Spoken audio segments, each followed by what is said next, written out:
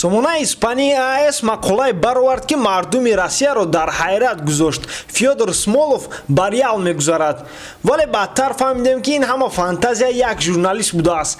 Дар ин рӯйхат мо дар бораи ҳамон бозингарои гап мезанем ки Реал дар ҳақиқатан ба онҳо нишона гирифтааст. Ҳамада салом дӯстон, шумо қарор доред дар канали Фут бародарон ва бо шумо ҳастанд Мирзоёр Гаюров ва Муҳаммадёр Гаюров. Имрӯз гап мезанем дар бораи топ 5 ҳамлагароне ки тобистон метавонанд ба Реал гузаранд.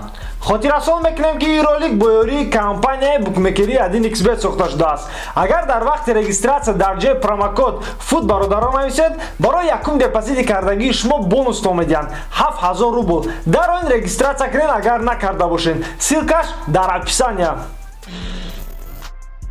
ҷои панҷум Хари Кейн, ҳамлагари беҳтарин дар ҷаҳон дар озира футбол ба гуфтаи бисёр экспертҳо. Дар чемпионати қийтарин дар премер лигаи Англия ӯ ҳар сезон қариб 20 гол зиёд мезанад. Дар даста ва дар тимаш бошад лидер мебошад. Ба фикри ман ин трансфери беҳтарин мешавад дар 10 соли охир барои Реал Мадрид ки дар он вақт Реал метавонист озодона бозингарони беҳтаринро дар дастаи худ ҷамъ кунад. Тоттенхем нархи Кейнро барои Реал 350 миллион евро гуфт. Агар чанд қадаре ки Кейн бозингари хубам бошад, ба 350 миллион евро ягон футболбози ҷаҳон намеарзад. Ин хеле трансфер барои Реал риск мебошад, барое ки Кейн як умр дар чемпионати Англия бозӣ кардааст. Кафолат нест, агар ӯ ба Испания равад, мисли пешинаш бозӣ мекунад. Дар Тоттенхем бозиро дар атрофи ӯ сохтаганд ва чандин сол мешавад ки ҳамдастагонашам иваз намешаванд. Ба фикри ман ӯ барои Реал нест. Бозингар зиндагии боёна намебарад, дар ягон скандалам намеафтад ва дар сомонаҳои расмиам худашро нишон намедиҳад. Хари Кейн футболбози оддӣ мебошад ва ин намуд бозингарон дар Реал ҳамавақт худашонро бегона ҳис мекунанд. Гапи дигар, агар Тоттенхем Айосмон ба замин фарояду ва нархи Кейнро тақрибан 150 миллион евро бага, дар ин ҳолат Реал ба риск нигоҳ накарда бозингарро мехарад.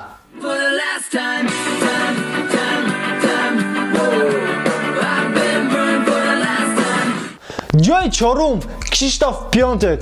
бале, бозингар дар ин трансфери зимистона ба Милан гузашт бо нархи 35 миллион евро ва аллакай голзаниро сар кард. Вале фаромӯш намекунем ки ба ӯ Реал нишона гирифтааст. Ӯро дубликати Роберт Левандовски мегӯянд, барое ки бозии ӯ бисёр ба бозингари бавариягӣ монандӣ дорад.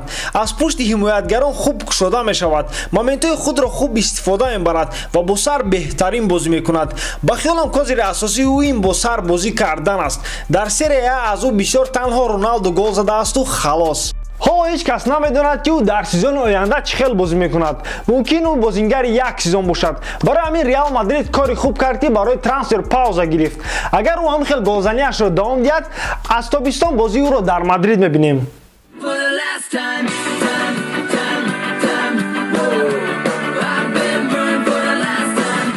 ҷои сеюм Эдинсон Кавани, ветерани уругваӣ варианти хеле хубай барои Реал. фаҳмое ки бозингар дар уровни баланд метавонад 1-2 сезони дигар бозӣ кунад. ҳозираш барои проблемаи ҳамларо ҳал кардан барои Реал ҳамлагари таҷрибадор дар корай. яхе одамон бахчон савол медиҳанд, Бензема аз Кавани чӣ камӣ дорад? Агар аз рӯи статистика гирем, аз рӯи реализатсия Кавани дар Аврупо беҳтарин мебошад. Албатта ҳама медонанд ки уровни чемпионати Франсия пастай, лекин ҳамин хелам Кавани аз Бензема беҳтар мебошад.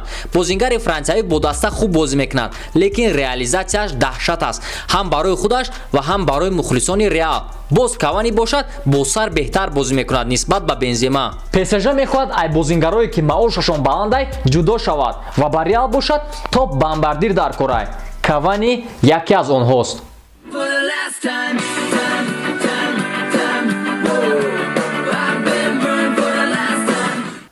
ҷои дуюм Мауро Икарди, ҳамлагари аргентинӣ интихоби беҳтарин мебошад барои Реал.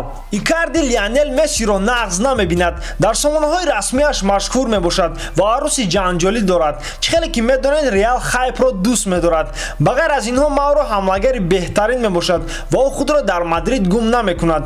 Дар Интер бозингар аллакай легенда шуд, акнун бояд як қадам ба пеш занад ва ба топ даста гузарад.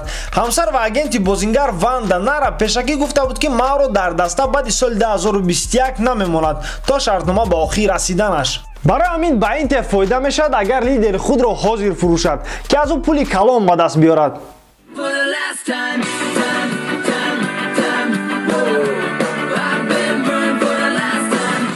ҷои якум Эден Азар, баъзан реал аз соли 2014 нишона гирифта буд ва ин тобистон эден фикри гузаштанашро мекунад. Агар имсол ин трансфер амалӣ нагардад, фикр мекунем дигар тамоман амалӣ намегардад. Азар 28 сола шуд ва ҳозир айни бозии ӯ мебошад. Вобастагии ин трансфер на танҳо дар нархи бозингар мебошад, балки аз интихоби тренер. Азар дар чанд позитсия бозӣ мекунад. Бозингари белгиявӣ метавонад дар мобайни ҳамла ва дар фланг бозӣ кунад. Ин вобаста аз тренер мебошад. ӯ ситораи тайёр аст, ба травма бошад кам дучор мешавад ва метавонад 3-4 сезони дигар довталаби тӯби тиллоӣ шавад. Якчанд рӯз пеш бозингар дар интервю гуфта буд ки дар реал бозӣ кардан орзуи ӯст. Хай мебинем ба орзуд мерас ё не.